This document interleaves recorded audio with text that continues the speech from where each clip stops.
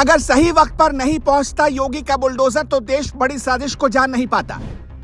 कैसे सरकारी जमीन पर मुल्ला मौलवी कर रहे कब्जा, रिपोर्ट शेयर कर खोल दीजिए देश की आंखें। श्री कृष्ण जन्मभूमि को घेर लिया, रेलवे की जमीन पर कर लिया अवैध कब्जा। कहीं खड़ी हो गई मस्जिद तो कहीं पक्का मकान, सच जानकर जज साहब भी हो गए हैरान। मथुरा से लेकर हल्द्वानी तक तैयार हो रहा शाहीन बाग, पटरियों पर रातों रात बन जा रहे मजार। सुप्रीम कोर्ट तक खड़े हैं भाईजान के मददगार, एक्शन होते ही रोक देते हैं बुलडोजर की रफ्तार। पहले खाली जमीन ढूंढो, खासकर जमीन रेलवे की हो तो सोने पर सुहागा, फिर उस जमीन पर अवैध कब्जा करो। धीरे धीरे उस जमीन पर कोई इंफ्रास्ट्रक्चर खड़ा कर दो या फिर मस्जिद या मजार बना दो। फिर सरकार से चोरी छुप के अधिकारियों को पैसा खिलाकर वहां बिजली का कनेक्शन और पानी का कनेक्शन ले लो। अब जमीन हो गई वैध। फिर जब सरकार अपनी जमीन वापस लेने आए तो चले जाओ सुप्रीम कोर्ट और मानवाधिकारों की दुहाई देने लगो ताकि सरकार को जमीन वापस मिले ही ना। इन मुल्ला मौलवियों ने क्या गजब का तमाशा बना रखा है। आपको लगेगा कि हम ये सब आपको क्यों बता रहे हैं, तो इसे ठीक से समझने के लिए आपको अपनी आंख खोलनी पड़ेगी।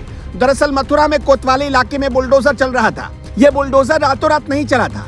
पहले लोगों को नोटिस दिया गया ताकि वो रेलवे की जमीन से अवैध कब्जा हटा ले, लेकिन बाहर से आकर बसे भाईजान ने रेलवे की जमीन को अपनी बपौती समझ ली और अपना माल समझकर ठाट बाट से रह रहे थे। मामला सिर्फ इतना भर नहीं है, भाईजान ने अपनी बस्ती बनाकर पूरे श्री कृष्ण जन्म स्थान को घेर रखा था और मथुरा वृंदावन रेलवे लाइन के दोनों तरफ पक्के मकान तैयार कर लिए थे। इनकी प्लानिंग के तहत एक तो इन्हें रहने के लिए मुफ्त में जमीन मिल गई और दूसरे में इन लोगों ने श्री कृष्ण जन्म स्थान को चारों तरफ से घेर कर कब्जा कर लिया ताकि कल को ये अपना दावा ठोक सके।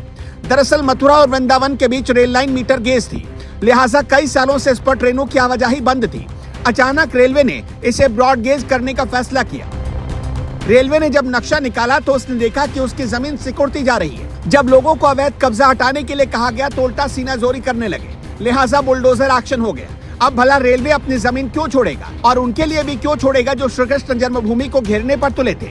दरअसल रेलवे के पास भी बुलडोजर चलाने की वजह थी, क्योंकि मीटर गेज पर अब काम चालू हो चुका है। इसे ब्रॉड गेज में तब्दील किया जा रहा, लेकिन तभी पता चला कि रेलवे की जमीन को चारों तरफ से भाईजान ने घेर रखा है। मथुरा वृंदावन रेल लाइन पर फाटक संख्या 3 और 4 के बीच नई बस्ती बसी है। यह बस्ती श्री कृष्ण जन्म स्थान के नजदीक है और यहाँ बड़ी संख्या में भाईजान समुदाय के लोग रहते हैं। उत्तर मध्य रेलवे की यहाँ से मथुरा से वृंदावन के बीच मीटर गेज रेलवे ट्रैक था, जिसे अब ब्रॉड गेज किया जा रहा। 600 मीटर के इस दायरे में रेलवे ने करीब 250 से भी ज्यादा अवैध अतिक्रमण पॉइंट मार्क किए थे। पहले लोगों को अतिक्रमण हटाने के लिए 3 दिनों की मोहलत दी गई। 3 दिन बाद भी जब कोई सुनने को तैयार नहीं हुआ तो नतीजा ये हुआ कि जमीन खाली करवाने के लिए आधा दर्जन जेसीबी मशीन और 500 से ज्यादा पुलिसकर्मी पहुंच गए। 250 में से अभी करीब 60 से 70 अतिक्रमण ही हटाए गए। तब तक भाईजान के तलबगारों ने सुप्रीम कोर्ट में अर्जी लगा दी और कोर्ट ने रेलवे को उसी की जमीन से अतिक्रमण हटाने पर 10 दिनों तक के लिए रोक दिया। मतलब सिस्टम बहुत अच्छा है। पहले खाली जमीन पर कब्जा करो, उसके बाद दौड़ लगाकर सुप्रीम कोर्ट पहुंच जाओ, फिर कोर्ट का ऑर्डर आ जाएगा कि जिलाधिकारी इन सारे लोगों को प्रधानमंत्री आवास दिलवा दे। वैसे भाईजान का ये वाला फॉर्मूला कोई नया नहीं है, इसी फॉर्मूले को पहले भी आजमाया गया। हल्द्वानी में भी रेलवे की जमीन पर भाईजान ने 4000 घरों को बसा दिया और वो भी अवैध कब्जा करके।